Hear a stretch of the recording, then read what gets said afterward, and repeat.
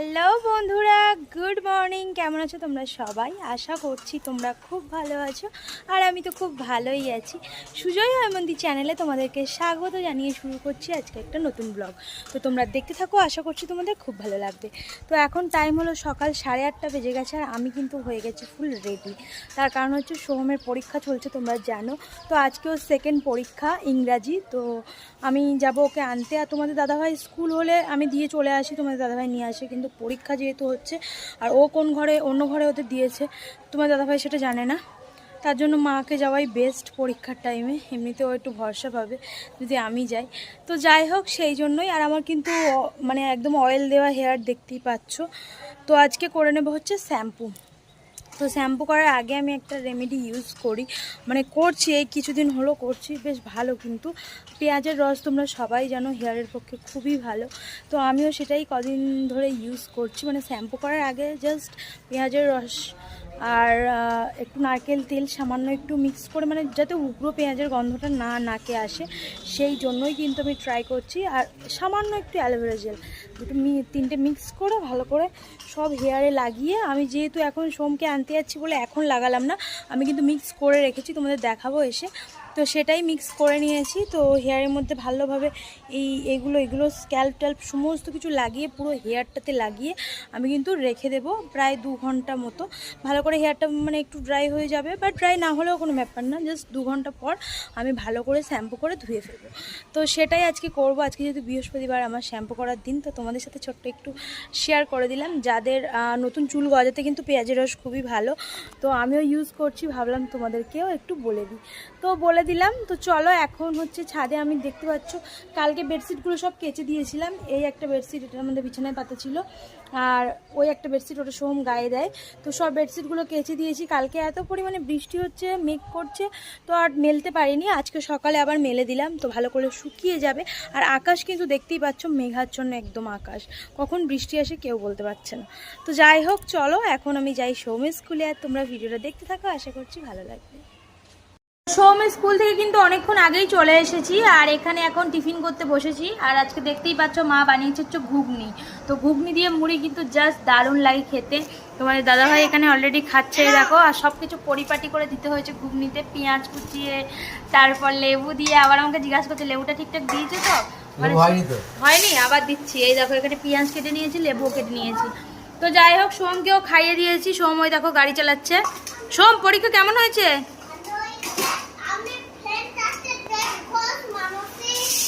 আচ্ছা। তো সৌমের স্কুলে বন্ধুদের নাম অবশ্যই শুনে নিলে সৌমের কাছে। তো মা এখানে মুড়ি বাচ্ছে, আর আমরা এখন খেয়ে নেবো, খুব খিদে পেয়েছে। তো চলো খাওয়া দাওয়াটা সেরে নিই। এখন টাইম হচ্ছে 11:10 বেজে গেছে, দেখতেই পাচ্ছ। আর এখানে আমি বিছানাটা একটু ঠিক করছিলাম, করে এই দেখো, এটা আমার ডিটক্স ওয়াটার, দেখতে পাচ্ছ একদম রেড কালারের হয়ে গেছে, বিট দেওয়া আছে যেহেতু, সেই জন্য কালারটা কিন্তু খুব সুন্দর এসছে।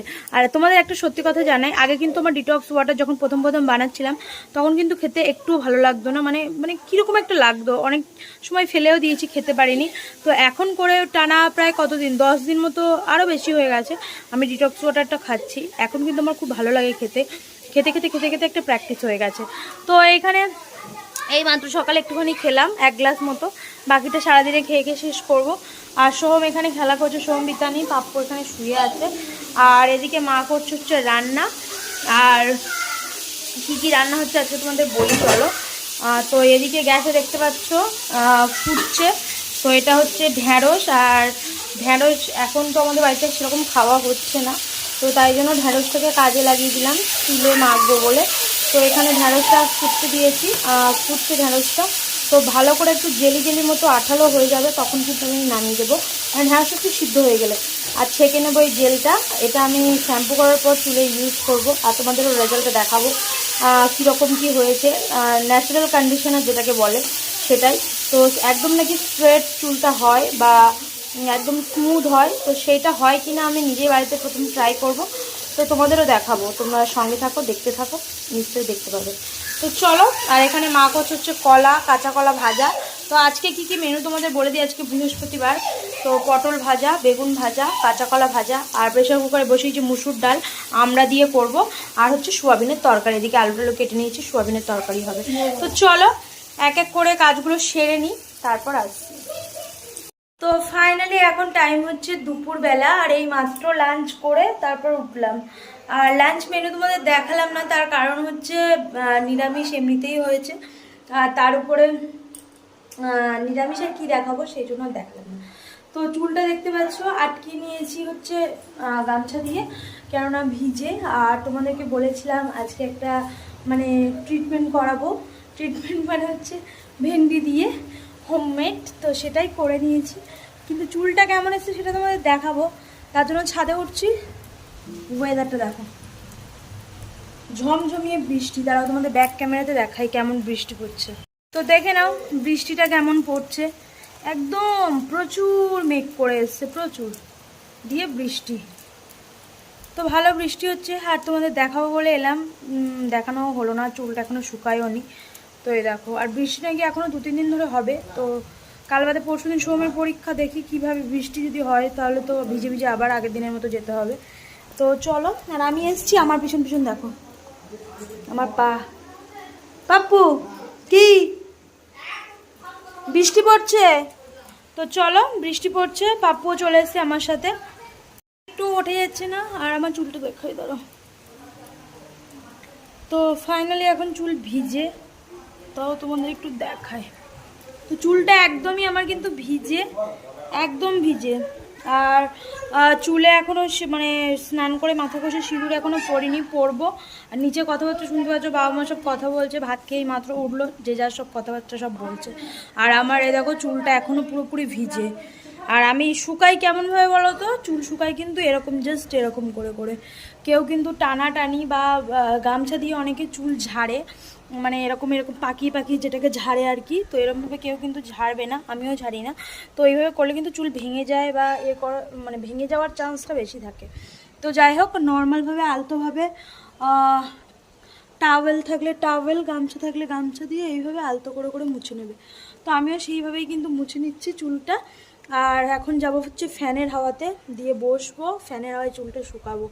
আর কেমন কি হলো চুলটা, মানে শুকানোর পর তোমরা বুঝতে পারবে ভালো করে।